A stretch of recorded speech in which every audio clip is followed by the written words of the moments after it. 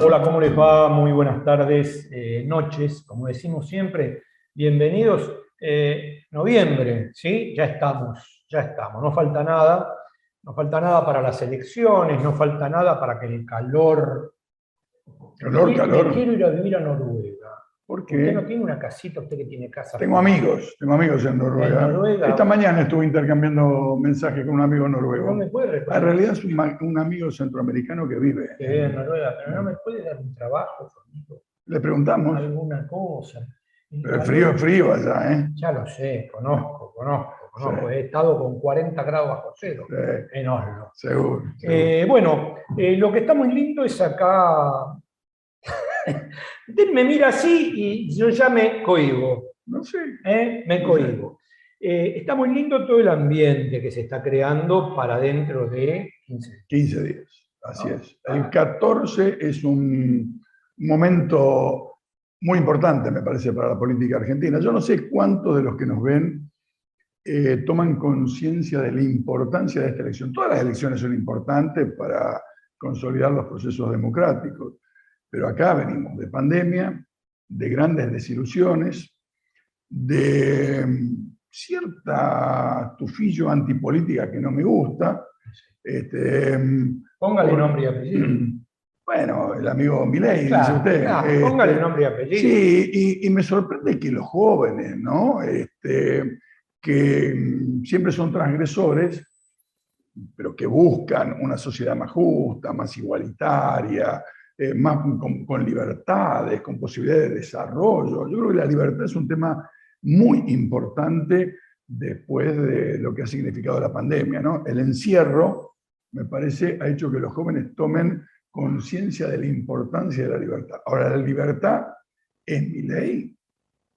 Le pregunto a usted que tiene No, algunos años y es veterano. no. Yo le dije una vez, si mi viejo, que era anarquista, se levanta y escucha a un tipo levantando esas banderas desde ese lugar, creo que se vuelve a morir inmediatamente, porque realmente este tipo de libertario y de anarquista no tiene absolutamente nada. A mí me aterra.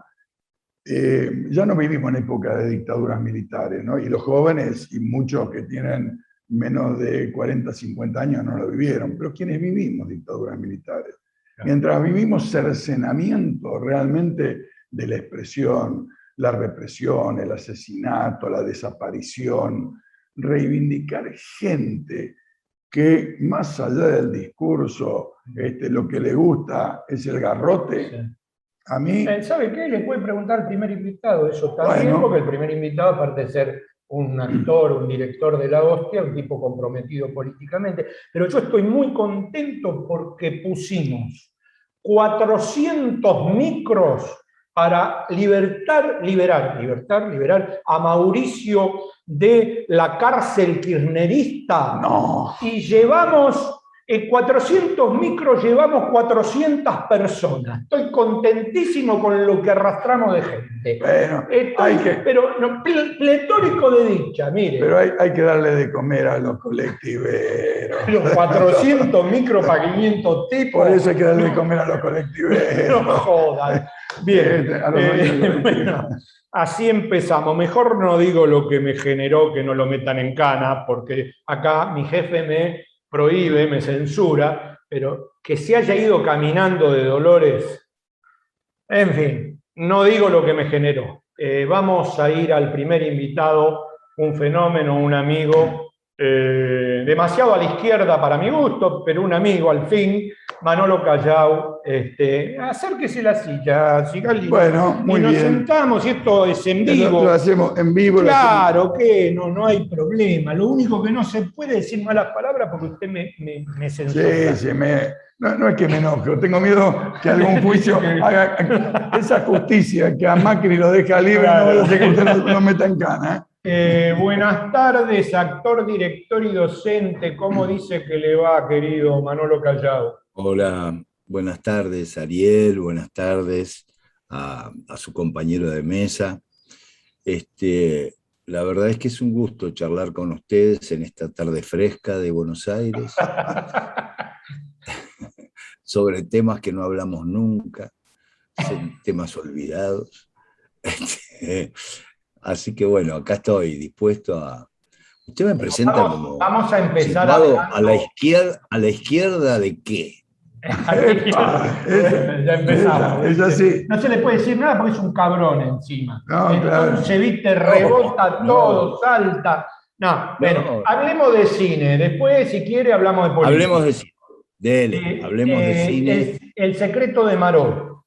Está por ¿Qué el- Una es? película estupenda, estupenda película que estoy orgulloso de ser parte, que habla de la identidad desde un lugar simple, modesto, sencillo, como puede ser una receta de una comida armenia, de la mano de Norma Leandro, una actriz de las que también me siento muy feliz de que sea argentina, de que sea nuestra. Este, y estoy muy contento, te decía, de estar en esta película porque creo que es una película necesaria, es una película simple, una película amorosa, una película que habla de la identidad y de la lucha del pueblo armenio por el genocidio, contra el genocidio producido por los turcos, 1.500.000 armenios. Sin embargo, habla desde un lugar amoroso. Yo soy de los que piensa que el rencor es una piedra muy difícil de trasladarla en la vida, pero la memoria es imprescindible para poder evolucionar en la vida. Y yo creo que lo que cuenta el secreto de Maró es justamente eso, de cómo la memoria en las cosas simples nos ayudan a consolidar nuestra identidad y a enfrentarnos con, en una lucha desigual por cierto, a enfrentarnos con ese otro enemigo que es el que impide que la humanidad se construya dignamente, ¿no? Así que yo creo, a ver, Maró, El secreto de Maró, película imprescindible, simple, con humor, con humor para hablar de temas trascendentes. Es una buena oportunidad para juntarnos a hacer una salida con amigos, con familia, porque es una película que la puede ver todo el mundo y la va a pasar muy bien. el genocidio armenio, más allá de las colectividades, armenia y por supuesto también la turca, no es un tema que en los argentinos nos ha atravesado en conocimiento fuerte, ¿no? Más allá que tenemos dos colectividades importantes, tanto la armenia como la descendiente de turcos.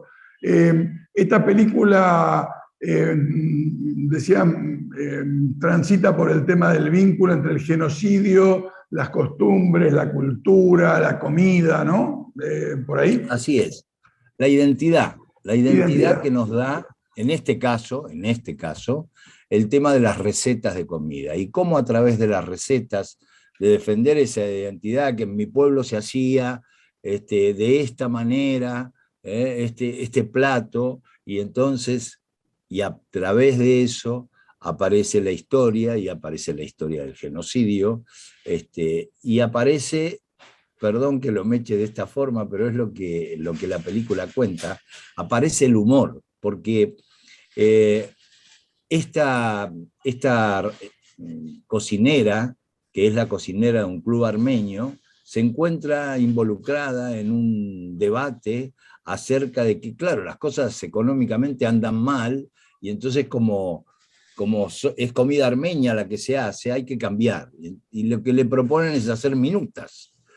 Entonces, nada más alejado de su voluntad. Milanesa con Es papa poder hacer. frita. Claro, claro. Y entonces ella defiende desde este lugar de las recetas que mi abuela me había enseñado, este camino identitario para fortalecer los vínculos de esa institución y de los armenios para no hacer, para no hacer minutas.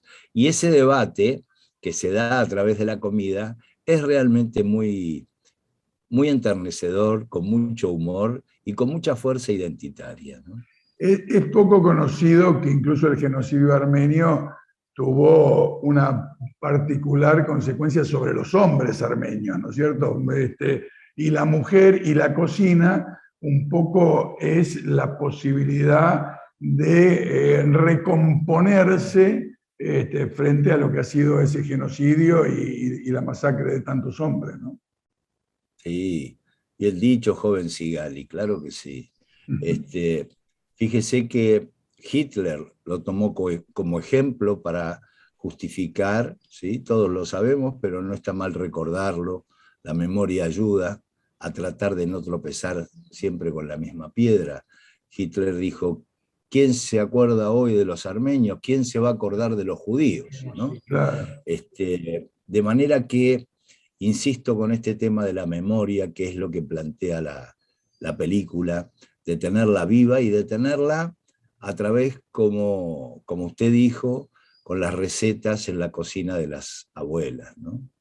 Manolo, ¿cómo ves hoy la situación del teatro, los artistas, tratando de salir de este año y medio de locura, de enfermedad, de muerte, de pandemia? ¿Cómo se te presenta hoy? ¿Qué pensás de lo que está tratando de hacer el gobierno, de ayudar a los actores? ¿Cómo lo ves?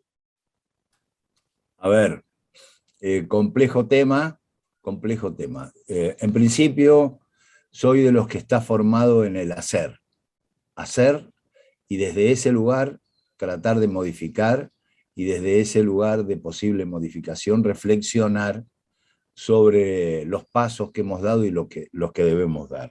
Lo que está claro es que acá hay que barajar y dar de nuevo en muchos aspectos, sobre todo en el tema de la cultura, sobre todo en el tema del arte. Es muy difícil elaborar proyecto en el terreno artístico-cultural cuando no se tiene proyecto de país.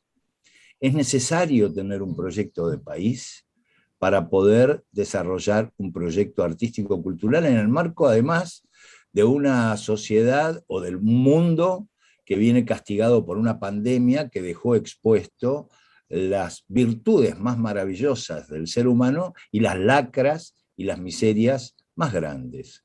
De manera que acá hay que empezar otra vez. Hay que empezar otra vez y ser conscientes de esto que dije inicialmente, de la necesidad de proyecto de país para poder tener proyecto artístico-cultural.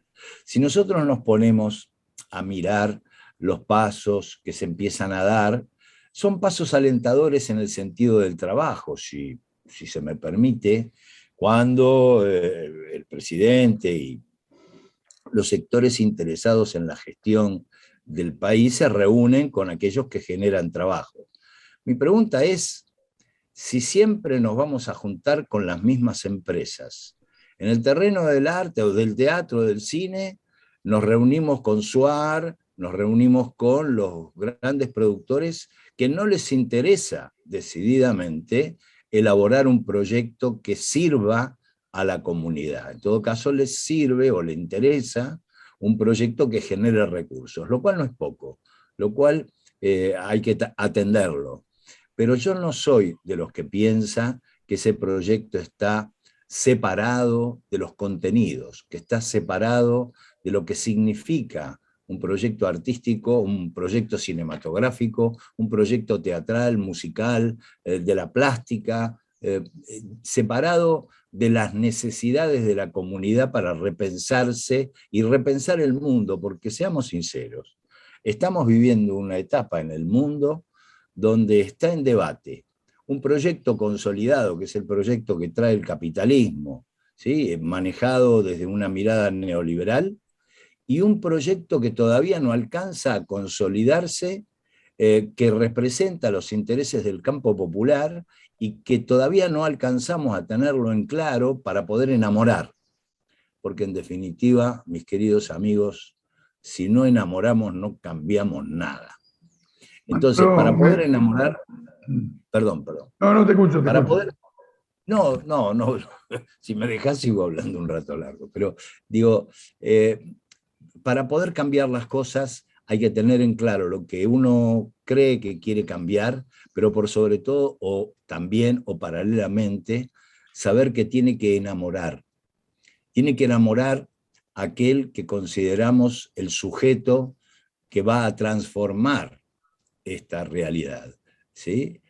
Los pueblos, que yo creo que siguen siendo los pueblos, no es la gente, son los pueblos, son los sectores populares, son aquellos sectores que tienen todo para ganar y nada para perder, son esos sectores los que los que tienen que tener en claro y los que hay que enamorar o nos tienen que enamorar ellos a nosotros para poder cambiar las cosas y hacer que el ser humano vuelva a estar en el centro de todo, ¿no?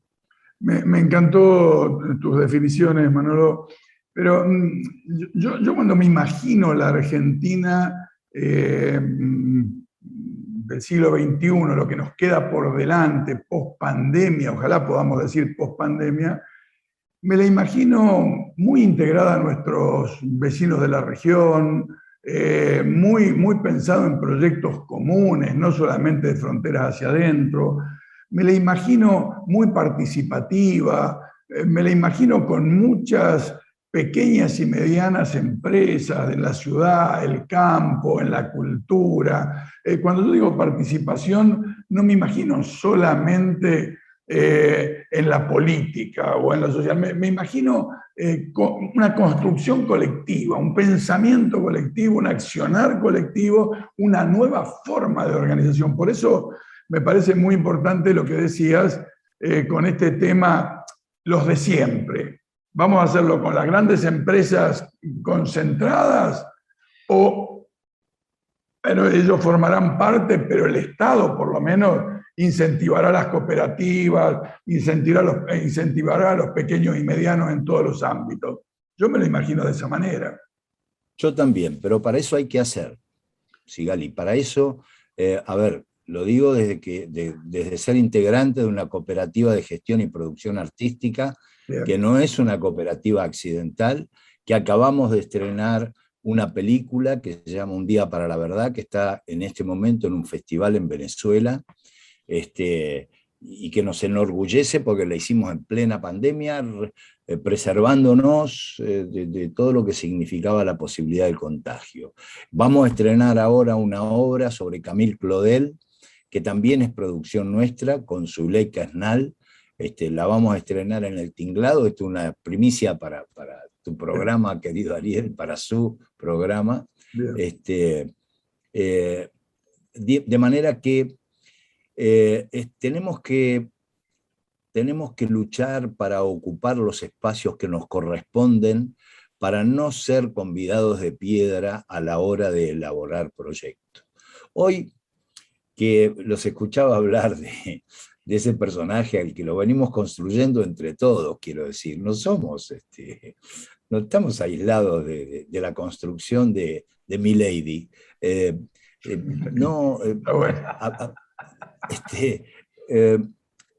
Digo, él habla de libertad. Vos sabés que yo fui integrante del movimiento de teatro abierto desde sus inicios hasta el final. Terminé siendo el presidente del teatro abierto. Orgullosamente lo digo. Y en el año 84 no nos pudimos poner de acuerdo sobre el tema, y entonces no se hizo teatro abierto. ¿Cuál era el tema sobre el cual debatíamos? El tema, la idea de la libertad. Y puedo asegurarles que estuvimos un año debatiendo cabezas importantes, pienso en Tito Cosa, Carlos Omigliana, Carlos Gorostiza, Carlos Carela. Bueno, me salieron todos los Carlos juntos. Bueno, y no nos pudimos poner de acuerdo. Y se escucharon cosas maravillosas en aquel momento. Y una de las cosas que se dijo acerca del tema de la libertad, que la libertad no era elegir qué mayonesa quiero comprar, sino saber hacer la mayonesa. Y este es un concepto que yo creo que lo tenemos que extender a nuestros jóvenes. Hay que comprometerse para que podamos hacer la mayonesa, nuestra mayonesa, y no quedar prisioneros de la decisión de grandes empresas que nos ofrecen ser libres entre una u otra mayonesa. Entonces, hoy que los jóvenes se seducen, porque vos decías muy bien, Sigali, los jóvenes siguen pulsando con la libertad, pero los valores que se le brindan a los jóvenes son valores que generan confusión. Milei vende la idea de libertad en abstracto, y la libertad no es en abstracto. La libertad, y me pongo más terrenal que nunca, la libertad es que todo el mundo coma, que todo el mundo acceda a la salud, a la vivienda, a la educación. Ser libres es generar eso. El ritmo de las sociedades no lo marca el más rápido. El ritmo de la evolución de las sociedades lo marca el más lento. Y si no podemos entender eso, que esa es la libertad, estamos en el horno. No vamos a poder evolucionar nunca. Manolo, yo que soy un poquito más antiguo, no voy a decir viejo, somos parecidos en la edad que tenemos. Yo recuerdo que básicamente en mi experiencia militante, yo arranqué en los años 60, 70, nosotros construíamos los ideales, militábamos y construíamos esa libertad, nos la ganábamos, más allá incluso de dictaduras, de cercenamientos, siempre estábamos como empujando los límites que nos iban imponiendo, pero no era abstracto, era concreto, era poder juntarnos, poder pensar, poder actuar, mejorar la escuela, mejorar el barrio, mejorar las condiciones de trabajo. Esto me gustó, por eso lo tomo, lo agarro, porque me remontó al pasado, y la diferencia es esto, que yo espero la libertad. No esperes la libertad, buscala, trabajala, conquistala. Manolo, igualmente te tenemos que cortar porque el tiempo es tirano, como se dice. Mucha suerte con la película. Y otro sábado te vamos a contactar para que hables de política. Aunque hablaste de política, pero yo quisiera que hablemos de política con Eduardo, con vos, así, porque yo creo en las grietas, creo en las piedras, totalmente distinto a ustedes que dicen que hay que consensuar. Yo creo que con cierta gente no hay que consensuar más nada. Bueno, vos sabés lo que pienso yo. Pero no, en serio, te damos las gracias. Gracias. Muchos éxitos. Vamos a ir a ver la película y próximamente, como dicen los afiches, vamos a volver a encontrarnos con vos para tener un análisis de esta película y de lo que va a venir. Muchas gracias, Con Manolo. mucho la gusto, verdad, con mucho gusto cuenten conmigo. Con mucho gusto cuenten conmigo. Les agradezco a los dos. Me da mucho gusto verlos trabajando en estos temas en los que tanto hay que trabajar desde un lugar que tiene que ver con los intereses del campo popular. Y saludos a su flamante esposa, que estuvo 45 años soportando hasta que usted decidió casarse. ¿Cómo está un tipo 45 años para casarse? Pobre mujer. Tiene mucho mérito eso, ¿eh? Gracias, Manolo. Un abrazo grande. Seguimos con el programa. La verdad que... Chao, suerte. No, gracias. La verdad que fue muy, muy lindo porque pudimos combinar este tema de la cultura con ideas, como tiene que ser, la cultura vinculada a la vida, la cultura vinculada a pensar la Argentina, a pensar el futuro, a pensar en la región. La verdad que me gustó. Pero aparte, viste, lo que vos decís siempre, hacer, ¿no? Sí. Alguien dijo, mejor que decir es hacer, ¿no? Mejor que prometer y realizar. Cholo, querido, ¿tenemos 2 minutos para leer mensaje o nos tenemos que ir a la pausa? Vamos a la pausa. Vamos a la pausa, bien.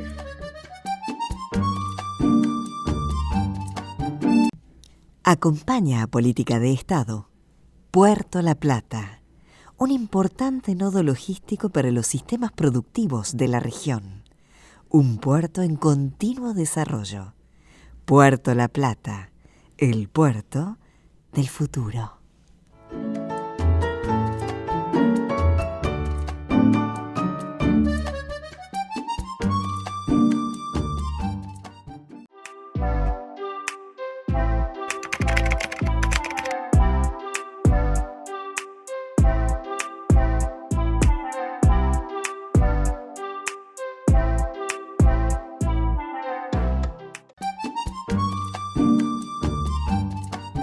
Bueno, muchos mensajes, Sigal, muchos, Bueno. muchos. Juan Carlos Yaya Farías, que hay que hacerse amigo de Yaya Farías, porque hizo guantes con mano de piedra Ah, durante. la mierda, sí. O sea, hágase amigo, no se pelee, porque encima es más grandote que yo. Ah, mira vos. Peso crucero, mire.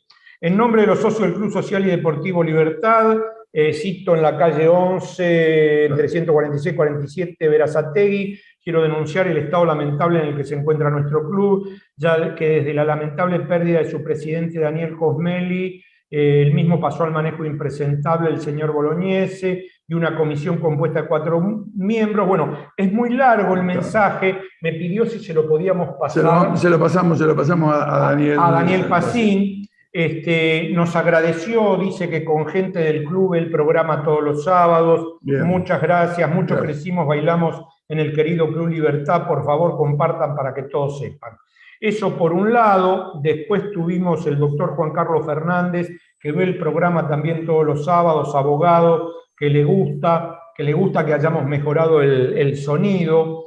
Eduardo Espina dice, no se puede controlar la inflación porque hay otra economía paralela, la que manejan los extranjeros que tienen el monopolio de la verdura conjuntamente con los chinos y los argentinos. Ahora vamos a hablar del control de precios, ¿no? Como puede ser que vendiendo papa y cebolla tengan Mercedes 315 0 kilómetros. Ah, no sé, yo no tengo. El gobierno, me voy a dedicar a vender papa y cebolla. El gobierno regala plata para el consumo y se la lleva, ni menos mal que el señor Guzmán controla la divisa. Cómo la robaban a nuestra querida Argentina, abrazos. Y después tenemos 4 más. El doctor Oscar Gómez desde Corrientes nos felicita por el programa, excelente programa. Alba de Recoleta, me hubiera gustado más que analicen el tema del debate de los candidatos en la provincia de Buenos Aires. ¿Para qué, Alba? Si fue un horror, fue una obra maestra del terror el debate. Estoy de acuerdo con ustedes respecto que el único que manifestó alguna propuesta mal que les pese fue Randazzo, aunque quiero aclarar que no me simpatizan en absoluto, los demás son unos cachivaches peleándose entre ellos. Bueno, de eso hablamos siempre con Eduardo, de que realmente eso no construye nada. Argelio Simón de Mar del Plata sigue viendo los programas y son excelentes, saludos para los dos. Y Débora Barone de Ramos Mejía, interesante el tema de los astilleros. Qué bueno que está en proceso de reconstrucción después del desmantelamiento y bajo presupuesto. Bien, Pedro Guasiesco, muy bueno el programa, saludos. Muy bien. Terminé. Muy bien. Bueno, vamos a continuar entonces en este programa, como ya lo fuiste adelantando, Ariel. Vamos a hablar un poquito del tema de la inflación, de los usuarios y consumidores, de qué rol tiene que jugar para contener la inflación. Y nos acompaña Roxana Pérez y Américo García. Ambos vienen trabajando hace muchos años sobre este tema de los usuarios, sobre el tema de los precios, sobre el tema de la inflación. Así que, bueno, vamos a irle dando una... ¿Cómo les va? Hola, hola Eduardo, hola. Muy bien. Gracias por la invitación, por estar acá. Bueno, no, gracias a ustedes. Primera pregunta. Estamos frente a un nuevo secretario de Comercio Interior, Roberto Feletti, que después de las PASO y el gobierno tratando de receptar, en mi opinión, uno de los mensajes que es los salarios vienen corriendo detrás y las jubilaciones vienen corriendo detrás de la inflación, hay que producir de alguna manera un corte a esta situación. ¿Ustedes ven que por este camino de los precios máximos, precios cuidados, es el camino apropiado para ir avanzando? A ver, el gobierno viene ensayando una serie de políticas, digamos, desde el año pasado. Y además, digamos, políticas específicas de precios, pero además una política macroeconómica que también contribuye, digamos, al descenso de la inflación en materia fiscal, en materia monetaria, en materia cambiaria, de control, digamos, del dólar, del precio del dólar. Pero pasó, digamos, y estas políticas habían producido un descenso lento de la inflación, pero descenso al fin, hasta 2 meses atrás, donde ha habido un recrudecimiento de las presiones inflacionarias. Yo creo que además de las cuestiones económicas que tienen que ver con la inflación no es otra cosa que aumento generalizado de los precios. También en la Argentina, por distintas razones, hay componentes políticos, digamos, y disputas entre los distintos sectores, digamos, sobre la distribución de la riqueza social, digamos. Y cuando digo disputa alrededor de los ingresos, no es solamente entre los sectores del capital y del trabajo, digamos, sino también entre los propios sectores empresarios. Entonces, y a mí me parece que hay dos componentes en los últimos meses que tienen que ver con este recrudecimiento de la inflación. Por un lado, la recomposición de tasas de ganancia de algunos sectores, sobre todo de aquellos sectores monopólicos, que pueden aumentar fácilmente sus precios, digamos, y que esto no les erosiona sus ingresos o su tasa de rentabilidad. Por el contrario, digamos, a través de estos aumentos aumentan su rentabilidad. Y por otro lado, expectativas sobre las elecciones. Siempre, digamos, en momentos electorales se producen estas presiones y además yo creo que también hay un juego político en torno a la recuperación de los ingresos de los sectores asalariados, digamos, ¿no? Me parece que también ahí hay una disputa, ahí sí, entre los sectores del capital y del trabajo. A mí, Américo y Roxana, me genera una duda. Yo veo, si el salario corre detrás, si los servicios, básicamente luz, gas, están con precios prácticamente congelados, si el combustible está hace varios meses que no aumenta, ¿quién me puede explicar por qué aumentan los precios como aumentan? Mira, hay una enorme concentración y extranjerización también de la actividad económica, ¿no? Son 28 empresas de capital extranjero que concentran el 80% de la producción de la canasta básica, de alimentos y de artículos de limpieza. El otro día que se celebró el Día Internacional de la Alimentación, la ONU advirtió que hay 41 millones de personas al borde de la hambruna. Digo, este tema y por el aumento de precios en los productos alimenticios. O sea que es una cuestión que es global. Acá lo que me parece es que hay otras alternativas también que se pueden abordar desde el Estado, como por ejemplo, está creada la ley antimonopolio, y falta hacer su designación. Digo, me parece que ahí el Estado, el gobierno, tendría que prestar atención justamente para trabajar sobre los precios que generan los monopolios. En un país en donde la mitad de la población es pobre, el 11% de la población es indigente, los grandes grupos económicos tienen ganancias exorbitantes, aumenta cada vez la pobreza, y esos aumentos fuertes que van por detrás, obviamente, de los salarios, generan después otros impactos en las niñeces, en las mujeres, ¿no? Porque en realidad se deja de comer, es otro tema que trae aparejado también y que es preocupante, porque se deja de comer leche, se deja de comer fruta, se deja de comer carne, se pasan las polentas, se pasan las harinas, y vienen todos los problemas aparejados, un problema de salud.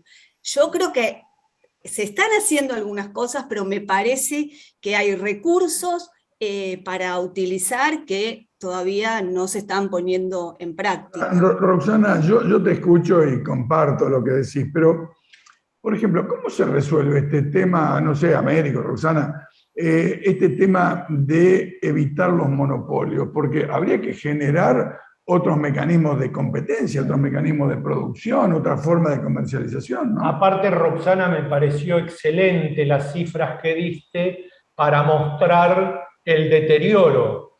Ahora, yo le hago una pregunta a los dos, ingenua, casi infantil. ¿Ustedes creen que al empresariado les importa un soto que la gente se muera de hambre? No. A ver, son dos preguntas, digamos. Vamos por Claro. que ver con los monopolios, digamos, ¿no? Yo creo que entre las distintas corrientes económicas existe un acuerdo de que los monopolios, digamos, son perjudiciales, digamos, para la economía y para el bienestar general. Aún los sectores ultraliberales sostienen esto. Es más, desde esas políticas se han impulsado herramientas antimonopólicas. La Argentina tiene legislación antimonopólica desde 1923, hace casi 100 años. Ahora, yo preguntaría cuál ha sido la aplicación de estas políticas. Digamos, muy poco, digamos. O sea, esa legislación sancionan conductas anticompetitivas, reparto de mercados, por ejemplo, fijación de precios por encima de los costos que originan ganancias extraordinarias. También permite al Estado controlar fusiones. Digamos, bueno, como decía Roxana recién, la nueva legislación dispone una serie de instituciones que no se han creado. No hay una política antimonopólica firme. ¿Y por qué? Yo creo que esto tiene que ver también con la debilidad del Estado, digamos, frente a el accionar del poder económico. Me parece que ahí el Estado tiene herramientas, la ley antimonopólica, la ley de abastecimiento, que siempre se la critica desde los sectores empresariales, pero esas políticas vienen desde la presidencia de Irigoyen para acá, no son nada nuevo, ni son del año 74, como dicen algunos interesadamente. Digamos, la ley de defensa del consumidor, la ley de góndolas, ahora hay una serie de instrumentos, digamos, que son aptos para este tipo de políticas. Sin embargo, me parece que hay una debilidad del Estado y hay políticas, la del macrismo concretamente, que han, digamos, desbalanceado esta relación y han, digamos, obturado la aplicación de estas políticas. Respecto a si a los empresarios les interesa el bienestar general, y yo creo que depende del tipo de modelo que se impulse, digamos, ¿no? Ahí había un economista que fue ministro de Economía de Salvador Allende, ahora se me fue el nombre, Pedro Buscovic, que él decía que se estaba impulsando a partir de la aplicación de las políticas neoliberales en los años 80, lo que él denominaba la dinámica de la desigualdad. O sea, digamos, abastecer a los sectores de altos ingresos.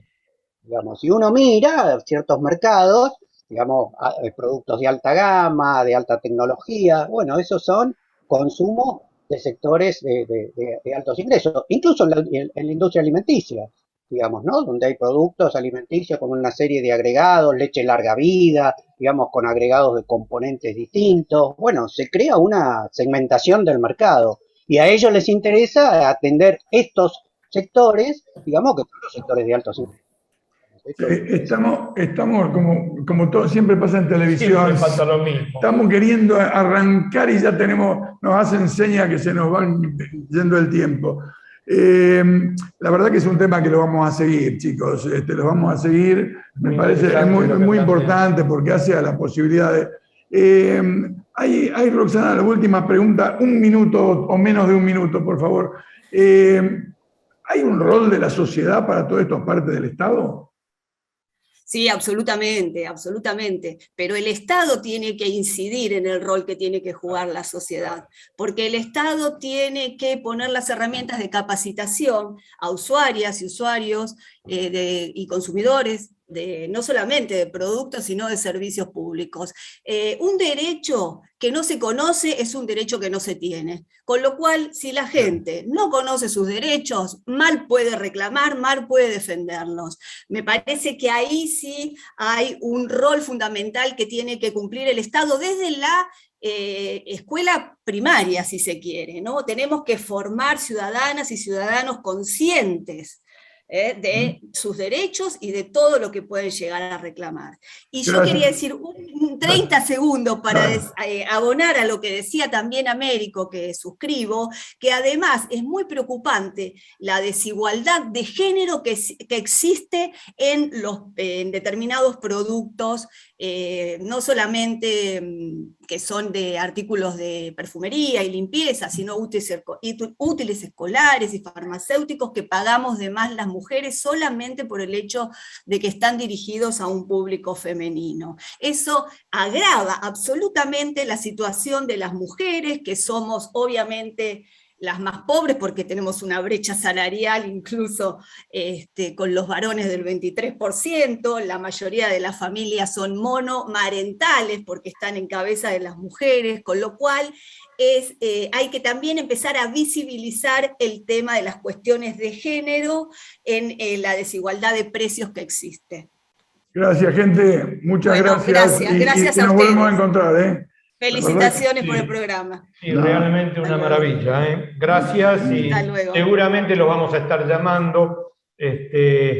Va a ser muy difícil esa tarea para ustedes. Sí, es bravo. Pero no hay peor cosa que las gestiones no se hagan, ¿no? Me parece que es así. Absoluto. Bien. Muchas gracias. Gonzalo Allegro, vamos a poner, fue profesor mío de cine en la UBA, en la Facultad de Derecho, un tipo realmente con un nivel de expertise bárbaro. Empieza unos cursos en noviembre y diciembre. ¿A usted le interesaría? Cine de autor de la España franquista. Ah, mira vos. En la España franquista. Interesante. Y pavadita de directores. Buñuel, Saura, Bardem, Berlanga, todos. ¿Sí? O sea, bien. Cine de autor en la España franquista. ¿Y cómo se hace? Y eso se entra en el sitio de Gonzalo, que nosotros lo podemos incluir. Últimos cursos online. Hay que entrar en el sitio Gonzalo Allegro, en Facebook, y ahí directamente se entra. Es muy económico y realmente el nivel que tiene es espectacular. Ahí tenemos el invitado. ¿Ya están invitados? Sí. Ah, ¿está? ¿Dónde está? Sí, creo que sí. Está. ¿Cuánto hace que no lo veo, correligionario? ¿Cómo anda? ¿Bien? ¿Cómo le va? Desde que vino a Los Secretos del Poder, hace cuando usted era poder. Bueno, ahora hace un tiempo también fue poder. Nunca está ahí. Nunca me expliqué cómo la UCR estaba ahí, pero bueno, no voy a poner chicanas en este momento. Es un placer, Base, tenerlo. Habíamos hablado con Eduardo, que siente un gran respeto por vos, de tener algún radical en esta instancia, hablando de los tiempos que se viven. ¿Cómo ves la realidad argentina hoy? ¿Qué haces, Miguel? Bueno, a ver, la verdad que con mucha preocupación, porque vemos que la situación es complicada desde el punto de vista económico, muy complicada desde el punto de vista económico, cada vez más, lamentablemente. Lamentablemente, la historia de nuestro país nos dice que década tras década, gobierno tras gobierno, nos encontramos con una situación desde el punto de vista económico cada vez más difícil. Me parece a mí que esa es la realidad. Y por otra parte, naturalmente, esto genera una situación social muy compleja. Tenemos niveles de pobreza realmente alarmantes, muy preocupantes. Sobre todo tenemos una situación muy compleja con los chicos, con los adolescentes, bueno, que se encuentran con un horizonte muy cerrado. Así que yo creo que realmente vamos a tener que hacer un esfuerzo grande para encontrar comunes denominadores que nos permitan definir algunos objetivos y algunas políticas, algunos rumbos, y tratar de no apartarnos demasiado de esa situación por peleas secundarias para lograr concretar algunos resultados que necesitamos concretar en la Argentina, ¿no? Miguel, ¿cómo te va? Hace mucho tiempo que no hablamos, que no nos encontramos. Sí, aunque sea de esta forma, está bueno el intercambio. Sí, es un gran placer. Igualmente. Che, Miguel, vos viste cómo se llama este programa, ¿no? Políticas de Estado. Sí. La idea es que hay cosas que las tenemos que pensar, más allá de las diferencias que podemos tener en la cotidianidad, hay cosas que las deberíamos pensar a mediano y largo plazo, no solamente en términos de 4 años de gestión de un gobierno. Yo entiendo que, bueno, nosotros hemos compartido espacios comunes y quizá hoy estamos enfrentados desde el punto de vista de las opciones políticas, pero si hemos compartido espacios comunes, quiere decir de que hay cosas que son comunes y que podríamos estar pensando juntos en una proyección a mediano y largo plazo. ¿Cómo lo ves eso? ¿Ves que es posible? ¿Estamos maduros? ¿La sociedad acepta este tipo de cosas? ¿O anda buscando el Boca River, la confrontación radical peronista o como la quieras llamar en cada época?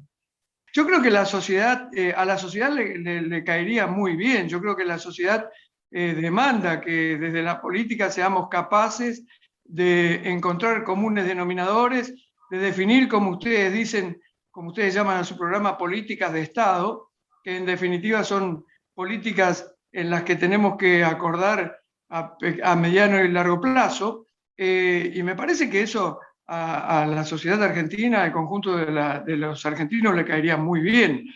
Creo que para lograrlo tenemos que ser capaces desde la política de superar algunas antinomias que son absolutamente superficiales, de superar intereses personales, grupales, partidarios y definir estas cuestiones. Pero me parece que no tenemos más remedio.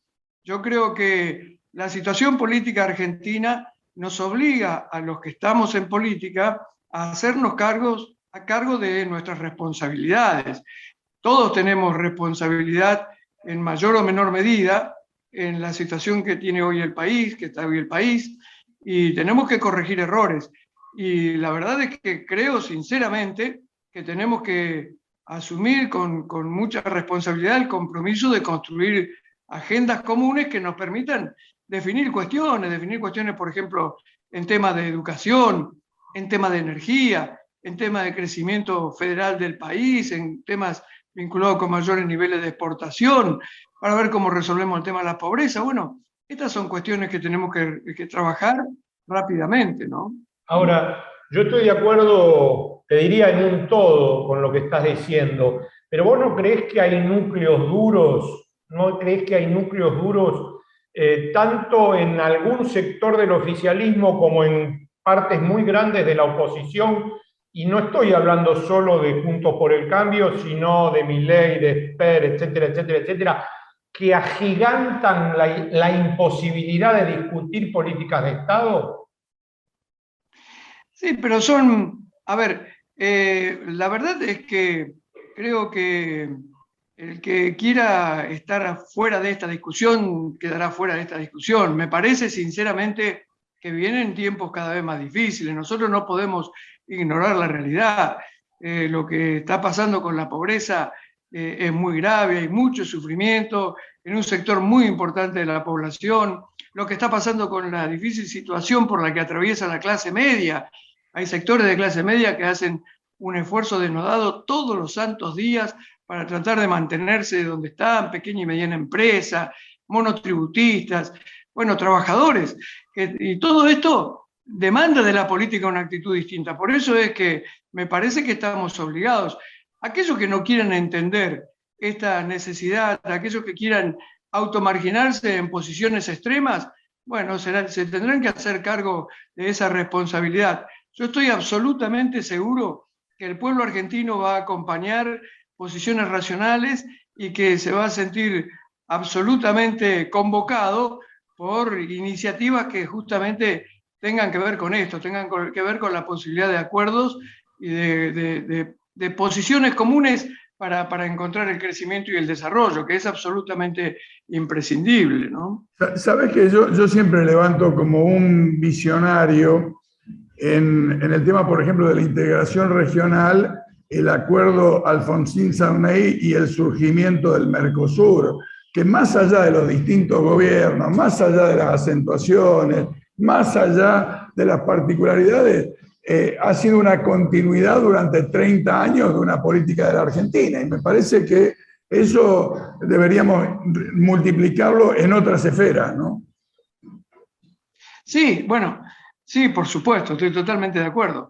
Y bueno, yo creo que allí también hay una demostración clara de justamente de lo importante que es la capacidad de tener una mirada estratégica de la política. Yo creo que Raúl Alfonsín justamente se destacó por eso, por tener una mirada estratégica de lo que debe ser la política, y hubo en ese momento otros dirigentes políticos, incluso de otros partidos políticos, incluso del propio peronismo, que acompañaron esta mirada estratégica de Raúl Alfonsín. Y en los países vecinos, como el caso de Sarney, por ejemplo, que también es otro gran dirigente político, bueno, hubo también una capacidad importante para comprender el momento y la importancia de encontrar comunes denominadores que nos permitan encarar un posicionamiento distinto a nivel regional. Por eso, me parece que hay que trabajar mucho, pero muchísimo en esta dirección. Yo creo que, repito, nosotros nos tenemos que hacer cargo, los políticos de hoy nos tenemos que hacer cargo de la situación. No podemos seguir mirando todos para el costado o seguir mirando todos al de la vereda de enfrente, porque todos tenemos responsabilidad. Por acción o por omisión. Miguel, gracias por esta charla. Igual te vamos a tener en cuenta para invitarte antes o después de las elecciones de noviembre. Y gracias realmente por estar con Eduardo y conmigo en Políticas de Estado. Un gusto verte. No, gracias a ustedes, al contrario. Bueno, llegamos al final. Sí, señor. De todo. Llegamos al final de todo. Cine, cultura, política, radicalismo, sí, precios. Le dimos un programa intenso en el día de hoy. Un programa intenso, tuvimos de todo. Yo no pude llegar el jueves porque no tenía lugar en los 400 micros. Mirá. Y me quedé, no pude llegar a Dolores. ¿Y te duele mucho? Canal 7 somos AMBA y CABA, y 517 somos en todo el país. Políticas de Estado, Eduardo Sigal, Ariel Crespo, gracias por dejarnos entrar en su casa. Gracias, Sigal. Chao.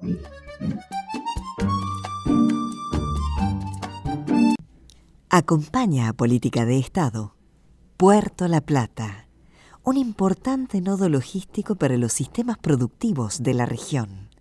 Un puerto en continuo desarrollo. Puerto La Plata, el puerto del futuro.